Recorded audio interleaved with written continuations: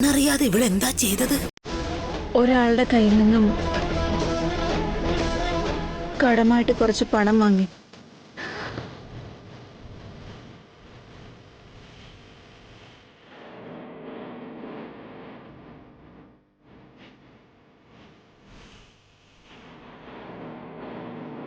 Divorce കഴിയുമ്പോൾ കിട്ടുന്ന പണം കൊണ്ട് ആ കടം വീട്ടാന്ന് വിചാരിച്ചു. ഇവൾക്ക് ഡിവോഴ്സ് കിട്ടിയില്ല, പണവും കിട്ടിയില്ല, കടം തിരിച്ചടയ്ക്കാൻ പറ്റിയില്ല.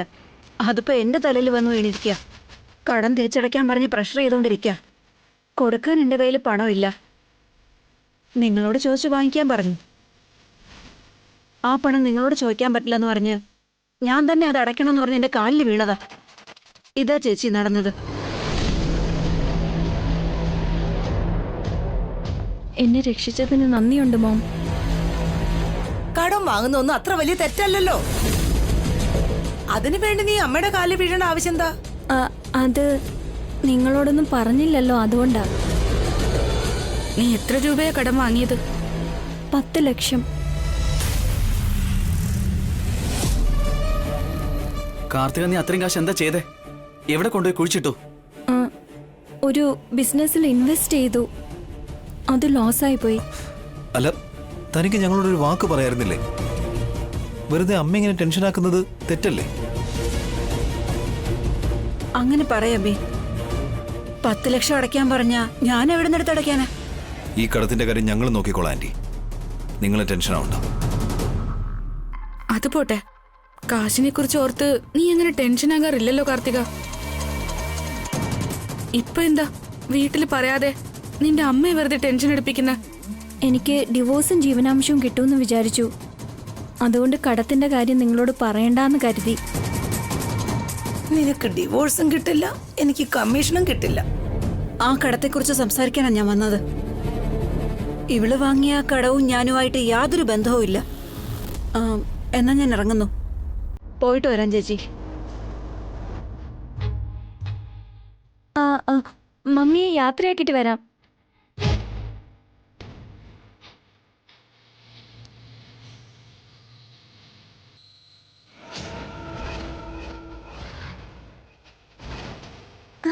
മമ്മി, നീ കാരണം ഞാൻ അവരോട് കള്ളം പറയേണ്ടി വന്നില്ലേ?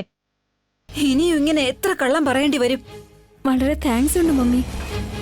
മമ്മി സത്യം പറയുന്നു, ഞാൻ വല്ലാതെ പേടിച്ചു പോയി. നിന്നെ കൊല്ലാൻ പറ്റില്ലല്ലോ, അതുകൊണ്ടാ കള്ളം പറയേണ്ടി വന്നത്. ഡോണ്ട് വറി മമ്മി, എത്രയും പെട്ടെന്ന് ഈ സ്വത്ത് മുഴുവനും എൻ്റെ കയ്യിൽ വന്ന് ചേരും. ഞാൻ വസുവേട്ടത്തിയോട് പ്രതികാരം ചെയ്യാൻ പോവുകയാണ്. അപ്പോൾ അത് കാണാനായിട്ട് നിങ്ങൾ വാ. നീ വസുവിനോട് പകരം വീട്ടുന്നതൊക്കെ നിൽക്കട്ടെ, വസുവിന് നിന്നോട് സംശയം തോന്നിയാലുണ്ടല്ലോ, നിന്റെ കാര്യമൊക്കെ അതോടെ തീർന്നു. വസുവേട്ടത്തേക്ക് അത്രയ്ക്ക് ധൈര്യമൊന്നും ഇല്ല മമ്മി. എന്നിൽ അവർക്ക് ഒരു സംശയം ഉണ്ടാവില്ല. ആ രീതിയിൽ ഞാൻ മാനേജ് ചെയ്യും. ഒരു കോട്ടുമായിട്ട പല്ലെണ്ണുന്നതിനോ വസു. അഭിയും അങ്ങനെ തന്നെ. അവരെ രണ്ടുപേരെയും കുറച്ച് ശ്രദ്ധിക്കുന്നതാണ് നല്ലത്. ഞാൻ പോയിട്ട് വരാം.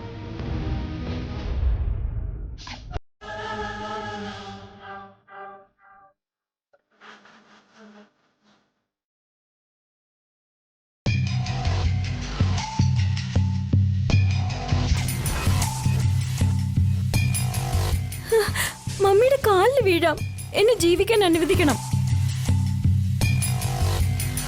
കാർത്തിക നിങ്ങളൊന്നും അറിയാതെ ഒരു വലിയ പാപം ചെയ്തു. കടമായി കുറച്ച് പണം വാങ്ങി.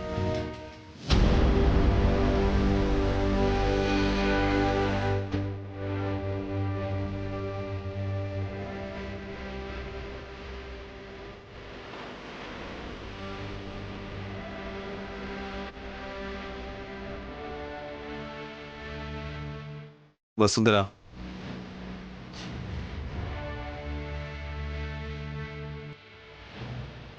എന്താ ഏട്ടാ? എന്താ ഇങ്ങനെ ചിന്തിക്കുന്നേ? അന്ന് ഏട്ടൻ കാർത്തികയെ കുറിച്ച് സംശയം പറഞ്ഞപ്പോ അന്ന് ഞാനത് കാര്യമാക്കിയില്ല. ഇപ്പോ എനിക്കൊരു സംശയം തോന്നാ. ഉറപ്പായിട്ടും കാർത്തിക എന്തോ മറയ്ക്കുന്നുണ്ട്.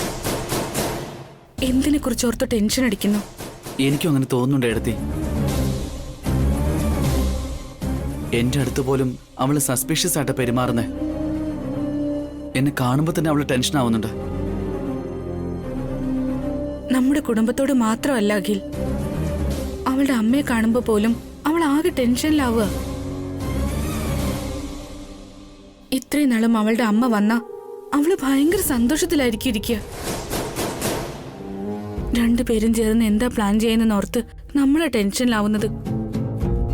ഇപ്പൊ കാർത്തികയെ കണ്ട അവളുടെ അമ്മയും അവളുടെ അമ്മയെ കണ്ട കാർത്തികയും രണ്ടുപേരും ടെൻഷനിലാവുകയാണ്. ഇതുവരെയും കാർത്തിക ഇങ്ങനെ ബിഹേവ് ചെയ്തിട്ടേ ഇല്ല ഏട്ടാ. എപ്പോഴും പിടിവാശി കാണിച്ചോണ്ടിരിക്കും, അല്ലെങ്കിൽ പ്രശ്നങ്ങൾ ഓരോന്നുണ്ടാക്കിക്കൊണ്ടിരിക്കും. ഇപ്പൊ കംപ്ലീറ്റ് ആയി അവള് മാറിയിരിക്കുക. അവളുടെ ദേഷ്യവും ഭയവും രണ്ടും ഒരേ സമയത്ത് കാണിച്ചോണ്ടിരിക്കുക. പ്രഗ്നന്റ് ആയതിനു ശേഷമാ അവളിൽ ഈ മാറ്റങ്ങളൊക്കെ ഉണ്ടായത് എടുത്തി. കാർത്തിക നമ്മുടെ അടുത്ത് നിന്ന് എന്തായിരിക്കും മറയ്ക്കുന്നത്? എന്തായിരിക്കും ആ രഹസ്യം ഏട്ടാ? പെട്ടെന്ന് സ്വത്തുക്കളൊക്കെ വേണമെന്നും പറയുന്നു. സ്വത്ത് വാങ്ങി വെച്ചിട്ട് അവൾ എന്ത് ചെയ്യാൻ പോവാ?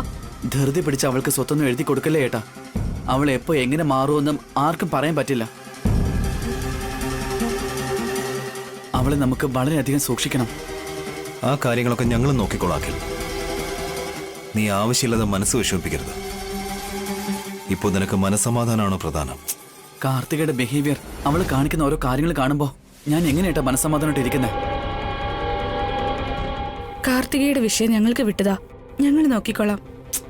അവൾ നിങ്ങളെ എടുത്തി ടാർഗറ്റ് ചെയ്യുന്നേ, മനഃപൂർവ്വം എടുത്തി ഓരോ പ്രശ്നങ്ങളിൽ പെടുത്തി അമ്മയുടെ മുന്നിൽ വെച്ച് ബ്ലെയിം ചെയ്യുക. കാർത്തിക എന്ത് ചെയ്താലും അത് ഞാൻ മാനേജ് ചെയ്തോളാം. അതിനെക്കുറിച്ച് ഓർത്തൊന്നും നീ വിഷമിക്കണ്ട. നീ പോയി കിടന്നുറങ്ങ്. ആലോചിച്ച് എനിക്ക് ഉറക്കം വരുന്നില്ല എടുത്തി.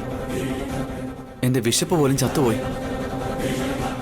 ഇങ്ങനെ ചെയ്ത് നിന്റെ ആരോഗ്യത്തിന് തന്നെ ബാധിക്കും. നീ റിലാക്സ് ആയിട്ടിരിക്കണമെന്നാണ് ഡോക്ടർ പറഞ്ഞിട്ടുള്ളത്. നിന്റെ ഹെൽത്തിനെ കുറിച്ച് ചിന്തിക്കുക. മറ്റുള്ള കാര്യങ്ങളൊക്കെ ഞങ്ങൾ നോക്കിക്കോളാം. നീ ചെല്ല്. Good night.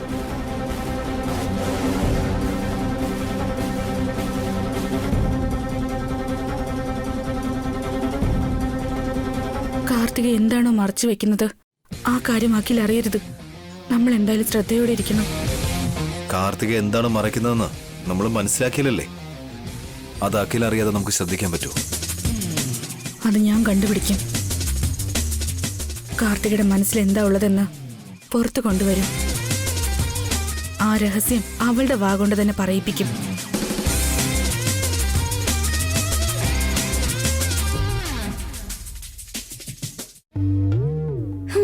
ഇന്നലെ മമ്മി വന്ന് കയറി ഞാൻ ടെൻഷൻ അടിച്ചുപോയി. ആ ടെൻഷനിൽ ഞാൻ ശരിയായിട്ടൊന്നും ഉറങ്ങിയത് പോലുമില്ല. ഞാൻ ആദ്യം മമ്മിയോട് പോയി സത്യം പറയാൻ പാടില്ലായിരുന്നു, തെറ്റ് ചെയ്തു പോയി. ഇനി മമ്മി വരുമ്പോഴെല്ലാം ഞാൻ ടെൻഷൻ അടിച്ച് ചാകും.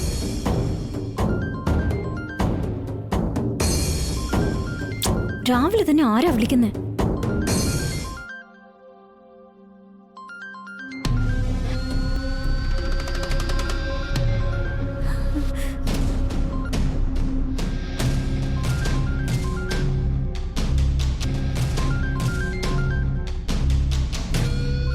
ഇവൻ എന്തിനാ വീണ്ടും വീണ്ടും എന്നെ വിളിക്കുന്നേ? കട്ട് ചെയ്താ കോൾ എടുക്കുന്നത് വരെ വീണ്ടും വീണ്ടും വിളിക്കും. കംപ്ലീറ്റ് ആയിട്ട് അവോയ്ഡ് ചെയ്താ വീട്ടിൽ വരുമെന്നാ എന്റെ പേടി. ഈ വീട്ടിലെ എല്ലാവർക്കും ഞാനാ ടെൻഷൻ കൊടുക്കുന്നത്, പക്ഷെ ഇവൻ എനിക്കാ ടെൻഷൻ തരുന്നത്. ഹലോ. Morning honey. ഉറങ്ങി എഴുന്നേറ്റോ? എന്നെ അങ്ങനെ വിളിക്കരുതെന്ന് എത്ര പ്രാവശ്യം പറഞ്ഞിട്ടുണ്ട്. എന്തിനാ വീണ്ടും വീണ്ടും വിളിക്കുന്നേ? എനിക്കുള്ള ഒന്ന് നിന്റെ കൂടെ തന്നെ ഉണ്ടല്ലോ ഡിയർ. നിങ്ങളുടെ ബിലോങ്ങിങ്സ് ഒന്നും എന്റെ കയ്യിലില്ല. നിന്റെ വയറ്റിലുള്ള കുഞ്ഞ് അത് എന്റേതല്ലേ ബേബി? വീണ്ടും വീണ്ടും ആ കാര്യം എന്നെ ഓർമ്മപ്പെടുത്തരുത്. അല്ല, എന്റെ കുഞ്ഞിനെ പറ്റി ഞാനല്ലേ കെയർ ചെയ്യണ്ടേ? കറക്റ്റ് സമയത്ത് ആഹാരം കഴിക്കുന്നുണ്ടല്ലോ. നല്ല ഫുഡ് തന്നെയല്ലേ അവിടെ കഴിക്കുന്നേ? സമയത്തിന് റെസ്റ്റൊക്കെ എടുക്കുന്നുണ്ടല്ലോ അല്ലേ? റെഗുലറായിട്ട് ഡോക്ടറിനോട് ചെക്കപ്പിനൊക്കെ പോകുന്നുണ്ടല്ലോ അല്ലേ? അവിടെ നിനക്ക് എന്തെങ്കിലും ബുദ്ധിമുട്ടുണ്ടെങ്കിൽ എൻ്റെ അടുത്തേക്ക് പോരെ. നിനക്ക് വേണ്ടി 10 പേരെ ഞാൻ കെയർ ടേക്കേഴ്സായിട്ട് വയ്ക്കും. ഒരു ന്യൂട്രീഷനെയും 2 ഗൈനക്കോളജിസ്റ്റിനെയും വേണേ ഞാൻ വയ്ക്കാം. നിന്നെയും നിന്റെ വയറ്റിലുള്ള കുഞ്ഞിനെയും ഞാൻ എൻ്റെ ഉള്ളം കയ്യിൽ വെച്ച് നോക്കും. എന്തു പറയുന്നു ഹണി? വരുന്ന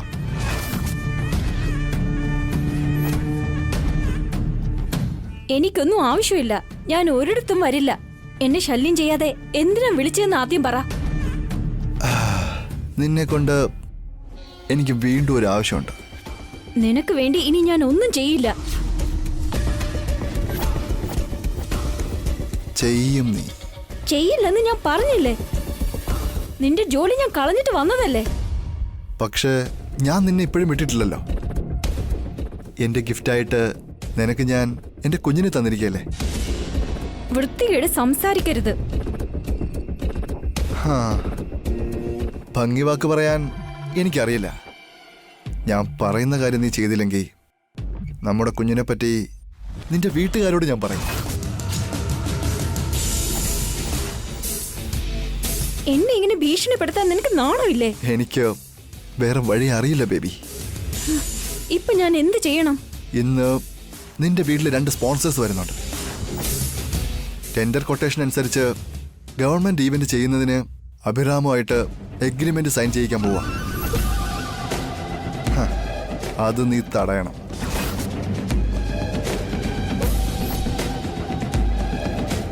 എന്താ? സ്പോൺസേഴ്സ് കൊടുക്കുന്ന എഗ്രിമെന്റ് ഞാൻ തടയണമെന്നോ? അത് എന്നെ കൊണ്ട് സാധിക്കുന്ന കാര്യമല്ല. നിന്നെ കൊണ്ട് സാധിക്കും ഡിയർ. അന്ന് നീ ടെൻഡർ കോട്ട് കൊണ്ടുവന്നില്ലേ? ആ സമയത്ത് വസു എടുത്തിയും അഭിയേട്ടനും ഉറങ്ങുമായിരുന്നു. അങ്ങനെയാ ടെൻഡർ കോട്ട് എടുത്തേ. ഇപ്പൊ എങ്ങനെ എഗ്രിമെന്റ് തടയാൻ പറ്റും? മനസ്സുണ്ടെങ്കിൽ അതിന് മാർഗമുണ്ട് ഡാർലിംഗ്. ഇന്ന് എന്തെങ്കിലും ചെയ്ത് അവരാ എഗ്രിമെന്റ് സൈൻ ചെയ്യുന്നത് നീ തടഞ്ഞാൽ ബാക്കി കാര്യങ്ങളൊക്കെ ഞാൻ നോക്കിക്കോളാം. നീ എന്ത് ചെയ്യും? ഇന്ന് അവരവിടെ എഗ്രിമെന്റ് സൈൻ ചെയ്തില്ലെങ്കിൽ പുതിയ എഗ്രിമെന്റ്സ് തയ്യാറാക്കാൻ കുറച്ച് സമയമെടുക്കും. ആ ഒരു ഗ്യാപ്പില് സംസ്കൃതി ഈവൻസുമായിട്ട് ഈവൻറ്റ്സ് ചെയ്യാൻ സ്പോൺസേഴ്സ് തയ്യാറല്ലെന്ന് ഒരു റൂമർ പറഞ്ഞു വരുത്തും. ആ ഈവന്റ് എൻ്റെ കയ്യിൽ വരുന്ന രീതിക്ക് ഞാൻ ചെയ്യും. ആ ഇവന്റ് നിനക്ക് കിട്ടിയ എനിക്കെന്താ ലാഭം? ഈ ഈവന്റിൽ എത്ര രൂപ കിട്ടിയാലും അതിന്റെ പകുതി നമ്മുടെ കുഞ്ഞിന് തന്നെയല്ലേ. ഓ സോറി ഐ മീൻ നിനക്ക് തന്നെയല്ലേ ഹണി. ഓക്കെ, എങ്ങനെയെങ്കിലും ആ എഗ്രിമെന്റ് തടയാനുള്ള വഴി നോക്കാം. That's my baby. Love U.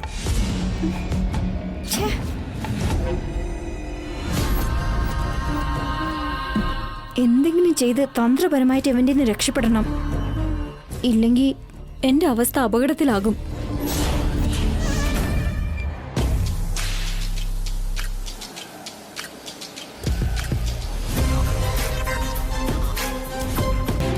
Hi sir.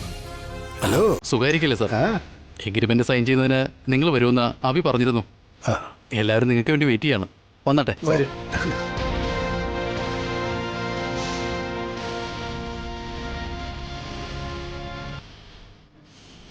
ഇരിക്കൂ സാർ. അഭി, ഇത് നമ്മുടെ സ്പോൺസേഴ്സ് വന്നിട്ടുണ്ട്. ഹലോ, നമസ്കാരം sir. Hi Abram sir. Hi, ഇരിക്കും.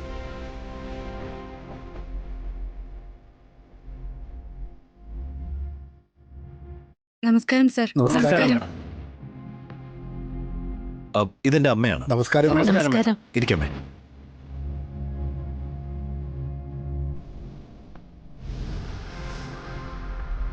അമ്മ, ഇവരെ നമ്മുടെ സ്പോൺസേഴ്സ്. ഗവൺമെന്റ് ഇവന്റ് ചെയ്യുന്നതിന് വേണ്ടിയിട്ട് ഇവരെ സ്പോൺസർ ചെയ്യുന്നത്. നിങ്ങളുടെ കൂടെ ജോലി ചെയ്യുന്നത് ഞങ്ങളുടെ സംസ്കൃതി ഈവൻസിന് വലിയ നേട്ടമാണ്. ഇവര് നമ്മൾ ഒരുപാട് സപ്പോർട്ട് ചെയ്തിട്ടുണ്ടമ്മേ. കോമ്പറ്റീഷൻ ഒരുപാട് ഉണ്ടെങ്കിലും നന്നായിട്ട് ഹെൽപ്പ് ചെയ്തിരുന്നു. U deserve it Akhil. നിങ്ങൾ ആരാണെന്ന് തെളിയിച്ചിരിക്കുന്നു. ഓൾറെഡി ഞങ്ങൾക്ക് സംസ്കൃതി ഇവന്റ്സിന് മേൽ വിശ്വാസമുണ്ട്. അത് നിങ്ങൾ സംരക്ഷിച്ചിരിക്കുന്നു. I forgot to ask you, agreement papers കൊണ്ടുവന്നിട്ടുണ്ടോ? Ready ആയിട്ടുണ്ട് അബ്രാം. എഗ്രിമെന്റ് പേപ്പേഴ്സ് എടുത്തു.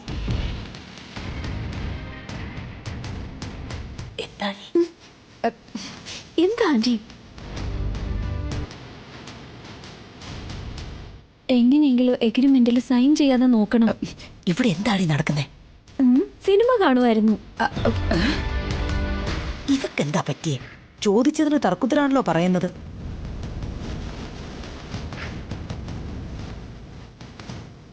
Hello sir. Hello madam. Hello. ആദിത്യയുടെ സ്റ്റാഫ് എന്താ ഇവിടെ നിൽക്കുന്നേ? ഇത് അഖിലിന്റെ വൈഫാണ്. മാത്രമല്ല ആദിത്യന്റെ അവിടെ ഇപ്പോൾ ജോലിക്ക് പോകുന്നുമില്ല. നല്ല കാര്യമാണ് നിങ്ങൾ ചെയ്തത്. ആദിത്യ അത്ര നല്ല ആളൊന്നുമല്ല. നിങ്ങൾ ഞങ്ങളുടെ സംസ്കൃതി ഇവന്റ്സ് സ്പോൺസർ ചെയ്യുന്നതിൽ ഞങ്ങൾക്ക് അഭിമാനമുണ്ട്. പറഞ്ഞോളൂ, കോഫിയാണോ ടീ ആണോ വേണ്ടത്? ഞാൻ പോയി എടുത്തിട്ട് വരാം കാർത്തിക. സാരമില്ല എടുത്തി, എഗ്രിമെന്റിൽ സൈൻ ചെയ്യേണ്ടതല്ലേ. എടുത്ത് ഇവിടെ നിൽക്ക്, ഞാൻ പോയി കോഫി കൊണ്ടുവരാം. സൈൻ ചെയ്യുന്നതിന് മുൻപ് ഒരു തവണ എഗ്രിമെന്റ് ശരിക്കൊന്ന് വായിക്കണം അഭിയേട്ടാ. അതെ അബ്രഹാം സാർ, നിങ്ങൾ ടേംസ് ആൻഡ് കണ്ടീഷൻസ് എല്ലാം മുഴുവനും അറിഞ്ഞിരുന്നാൽ അത് നന്നായിരിക്കും. ഒരു പ്രാവശ്യം വായിച്ചു നോക്കൂ. ഇതാ.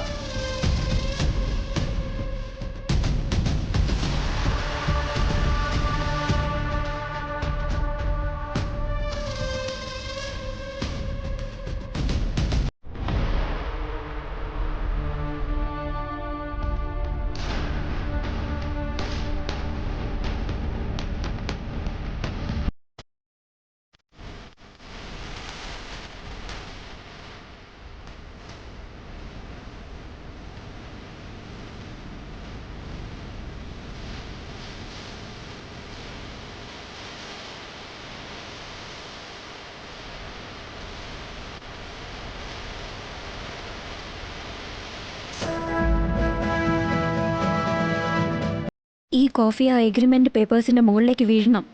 അപ്പൊ സൈൻ ചെയ്യുന്നത് പോസ്റ്റ്പോണ്ട് ആകും.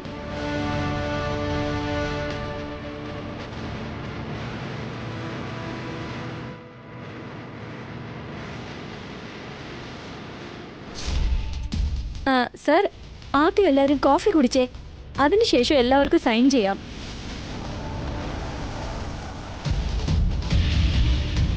Thank you madam.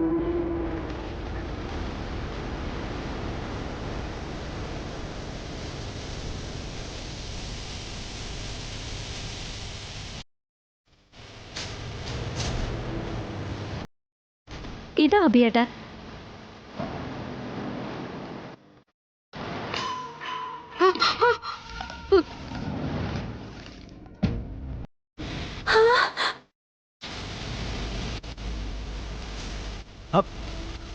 അയ്യോ അയ്യോ,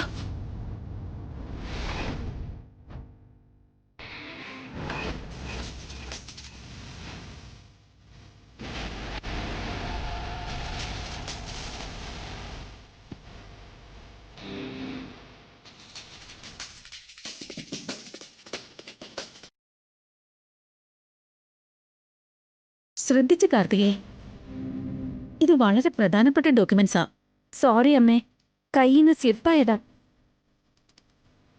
സാരമില്ല കാർത്തിക, കോഫി എന്തായാലും കളഞ്ഞില്ലല്ലോ. ഛേ, മിസ്സായല്ലോ. ഇനി എന്താ ചെയ്യുക? ഓക്കെ സാർ, ഞാൻ മുഴുവനും വായിച്ചു. എല്ലാം ക്ലിയർ ആണ്. ഞങ്ങൾ 3 പേരും സൈൻ ചെയ്തു തരാം.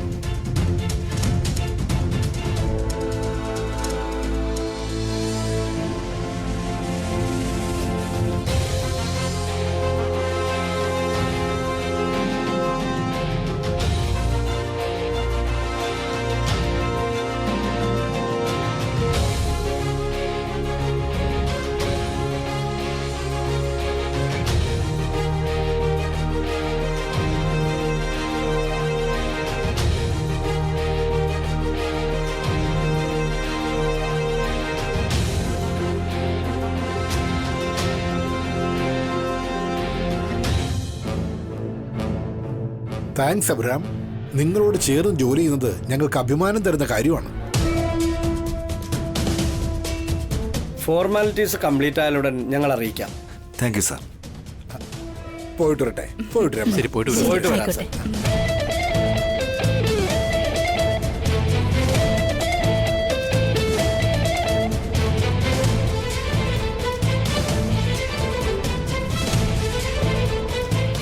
പോയിട്ട് വരാം. Thank you sir. Bye sir. Bye sir. എഗ്രിമെന്റിൽ സൈൻ ചെയ്ത സ്ഥിതിക്ക് ഇനി നമുക്ക് ഈവനിന്റെ ജോലി തുടങ്ങാം. എല്ലാം നീ വരച്ച ഡിസൈൻ കാരണം അഖിൽ, നീ ഒരുപാട് കഷ്ടപ്പെട്ടു. ഇല്ല ഇടത്തി, എന്റെ കഷ്ടപ്പാട് കുറച്ചേ ഉള്ളൂ. അഭിയേട്ടനും ഭാസ്കരേട്ടനും എന്നെ നന്നായി ഹെൽപ്പ് ചെയ്തു. ടെൻഡറിന്റെ കാര്യത്തിൽ ഏട്ടത്തി എന്നെ സഹായിച്ചു. അതുകൊണ്ട് നമുക്കിത് കിട്ടിയത്. ഇത് നമ്മുടെ ടീം വർക്കാണ് അഖിൽ. എല്ലാവരും കഷ്ടപ്പെട്ട് ജോലി ചെയ്തുകൊണ്ട് അതിന്റെ ഫലവും കിട്ടി. ഈ നടക്കാൻ പോകുന്ന ഈവന്റ് ഗ്രാൻഡ് സക്സസ് ആക്കണം. ഇതിലൂടെ നല്ലൊരു പേരെടുക്കുകയും വേണം. നിങ്ങൾ 3 പേര് എപ്പോഴും ഇതുപോലെ ഒരുമിച്ചുണ്ടാവണം. നിങ്ങളുടെ അച്ഛന്റെ പേര് കാത്തു സൂക്ഷിക്കണം. ഉം.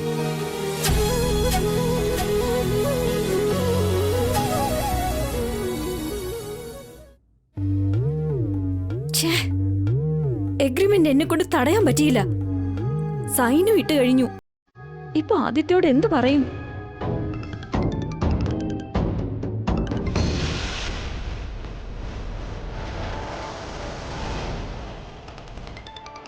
ആദിത്യ കോൾ ചെയ്യാണ്.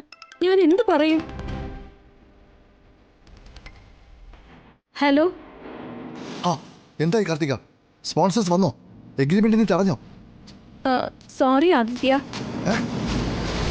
സോറി എന്ന് പറഞ്ഞാ നിനക്കപ്പോ എഗ്രിമെന്റ് തടുക്കാൻ കഴിഞ്ഞില്ലേ? ട്രൈ ചെയ്തു, പക്ഷെ എഗ്രിമെന്റ് നടന്നു. You idiot!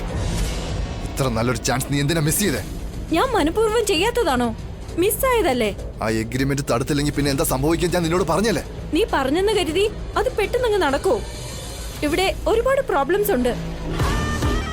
എന്റെ കൂടെയും നിനക്ക് പ്രോബ്ലംസ് ഉണ്ട്, അത് നീ മനസ്സിൽ വെച്ചോ. എന്ത് ചെയ്യൂന്നാ? വീട്ടിൽ കയറി വന്ന് ബ്ലാക്ക്മെയിൽ ചെയ്യുന്നാ? അതിൽ കൂടുതൽ എന്ത് ചെയ്യാൻ പറ്റും? എന്താ ഇത്? അവള് റിവേഴ്സ് പോവാണല്ലോ. അവളെ എങ്ങനെയും എന്റെ കൈ വെള്ളയിൽ തന്നെ നിർത്തണം. കൂൾ ബേബി, എന്തിനാ ദേഷ്യപ്പെടുന്നേ? നീ ആ എഗ്രിമെന്റ് തടഞ്ഞിരുന്നെങ്കിൽ ആ ഈവന്റ് നമ്മുടെ കൈ വന്നേനെ. നീ ഒരു കോടീശ്വരി ആവുമായിരുന്നു. നല്ലൊരു ചാൻസ് മിസ്സാക്കിയല്ലോ എന്ന് വെച്ച് എനിക്കങ്ങ് വിഷമമായി പോയി. അതിൽ എനിക്കും വിഷമമുണ്ട്. I know. Don't worry baby, നമുക്കിതുപോലുള്ള ഓപ്പർച്യൂണിറ്റീസ് ഇനിയും വന്നുകൊണ്ട് തന്നെ ഇരിക്കും. നെക്സ്റ്റ് ടൈം മിസ് ചെയ്യരുത്. ഓക്കെ അല്ലേ? ശരി, അടുത്ത തവണ ശ്രദ്ധിക്കാം. That's my baby. Love you, honey. See you. Agreement കഴിഞ്ഞിരിക്കുന്നു. ഓരോ തവണയും ആ അഭിറാം ജയിച്ചുകൊണ്ടേയിരിക്കുന്നു. അടുത്ത തവണ ഞാൻ എന്താ ചെയ്യണ്ടേ? ആ അഭിയെ എങ്ങനെയാ തടുക്കണ്ടേ?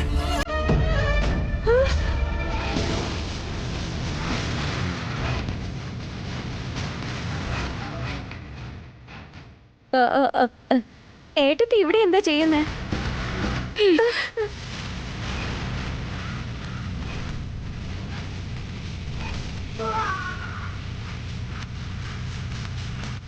നീ ചെയ്ത കാര്യത്തിന് നിന്റെ ചെകിട്ടത്തടിക്കുക വേണ്ടത്. നിന്റെ വയറ്റിൽ വളർന്ന കുഞ്ഞിനോർത്ത് വെറുതെ വിടണേ. ഞാനിപ്പോ എന്ത് ചെയ്തെന്നാ? എഗ്രിമെന്റ് പേർപ്പസിൽ കോഫി വീഴ്ത്തി അത് നശിപ്പിക്കാൻ നോക്കിയില്ലേ? അത് അറിയാതെ കയ്യിൽ നിന്ന് സ്ലിപ്പായി വീണതാ. അത് നീ അറിയാതെ സംഭവിച്ചതൊന്നും അല്ല.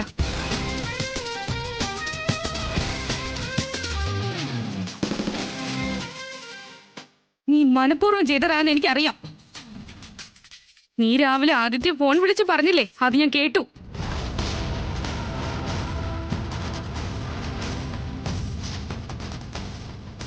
എന്താ? സ്പോൺസേഴ്സ് സൈൻ ചെയ്യുന്ന പേപ്പർ ഞാൻ തടയണമെന്നോ? ഓക്കെ, എങ്ങനെയെങ്കിലും ആ എഗ്രിമെന്റ് സൈൻ ചെയ്യാതെ നോക്കാം.